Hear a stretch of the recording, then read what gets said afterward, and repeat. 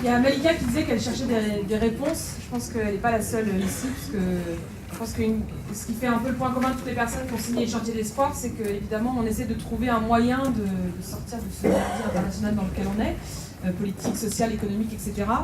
Je suis pas sûre je suis même sûre qu'en fait, on ne trouvera pas la réponse ici aujourd'hui. L'objectif, c'est au moins d'essayer de commencer à la construire ensemble. Je pense que c'est vraiment ça l'objectif des chantiers d'espoir, c'est de se dire que partout en France, autour de nous, et d'ailleurs partout dans le monde, on connaît des gens qui veulent construire une alternative. Il faut qu'à un moment ou à un autre, on se mette ensemble autour de la table, au-delà en effet de nos divergences, de nos différences, et qu'on arrive à construire quelque chose ensemble. Francis a raison, il faudra bien qu'on nomme à un moment ça.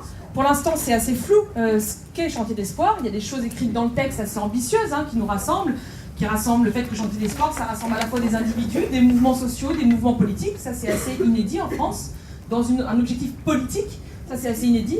Le fait qu'on refuse les politiques d'austérité, le fait qu'on veuille construire une alternative, le fait qu'on veuille changer radicalement les conditions de travail, les conditions de vie, ça nous rassemble. C'est sûr que ça ne fait pas un programme politique de transformation radicale de la société.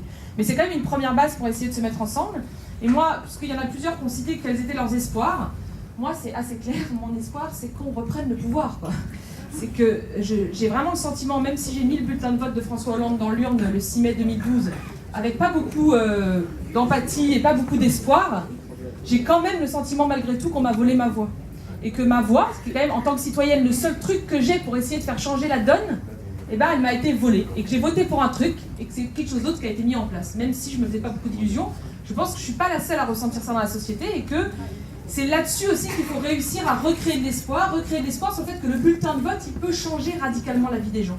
Et pour ça, ça veut dire faire la preuve par nous-mêmes qu'on est capable de changer la vie des gens, donc en s'inspirant évidemment de ce qui se passe ailleurs, Syriza, Podemos, etc., mais aussi dans nos propres pratiques, à la fois localement, mais même nationalement, dans ce qu'on propose et dans ce qu'on met en œuvre, être capable de changer la donne. Et moi, quand je vois notre assemblée, je suis à la fois hyper enthousiaste, Clémentine a raison, il y a des jeunes, il y a des gens que je connais pas, il y a des gens que j'ai jamais vus dans des organisations politiques, syndicales, associatives, c'est super, tant mieux.